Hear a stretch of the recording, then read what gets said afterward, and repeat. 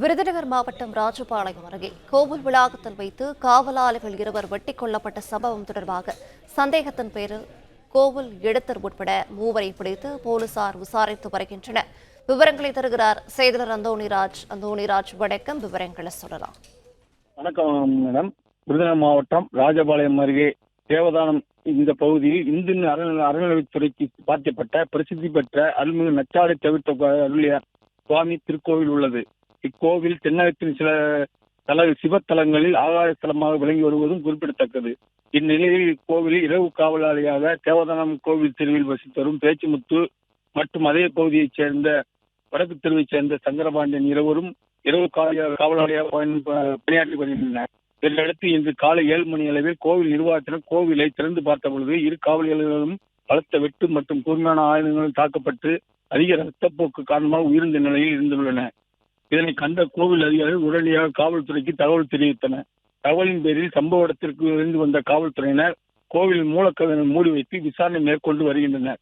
காவல்துறையின் முதற்கட்ட விசாரணையில் கோவில் உண்டியல் உடைக்கப்பட்டதும் அறுவாள் உட்பட்ட கூர்மையான ஆயுதங்களால் காவல்கள் கொடூரமாக தாக்கப்பட்டு உயிரிழந்திருப்பது தெரிய வந்தது.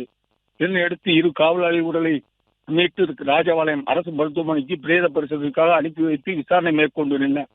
இந்து அறநிலையத்துறைக்கு பாதிக்கப்பட்ட பிரசித்தி பெற்ற கோவிலில் இரவு பாதுகாப்பு பணிக்கு காவல்துறை அமர்த்தப்படாமல் உள்ளூரை சார்ந்த இருவர் தற்காலிக காவல் பணியை மேற்கொண்டு வந்த நிலையில் அவர்கள் இருவரும் கொள்ளை கும்பலால் கொடூரமாக தாக்கப்பட்டு உயிரிழந்தது அப்பகுதியில் பெரும் சோகத்தையும் பரபரப்பையும் ஏற்படுத்தியுள்ளது. மேலும் இக்கோவிலில் கொலை நடந்த இடத்தில் சம்பவ இடத்தில் தடவியல் நிபுணர்கள், மோப்ப நாய்கள், ஆதன் நாய் உதவியுடன் மதுரை சரக டிஐஜி அபினவ் குமார் மற்றும் விருதுநகர் மாவட்ட காவல்துறை கண்காணிப்பாளர் கண்ணன் தலைமையில் விசாரணை மேற்கொண்டு வருகின்றனர்.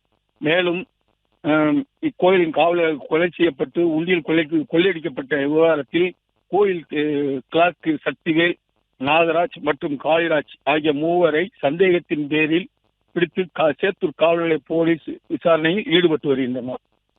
பிளே ஸ்டோர் மற்றும் ஆப் ஸ்டோரில் இருந்து பாலிமர் செயலியை QR கோடு மூலம் பதிவிறக்கம் செய்யுங்கள்.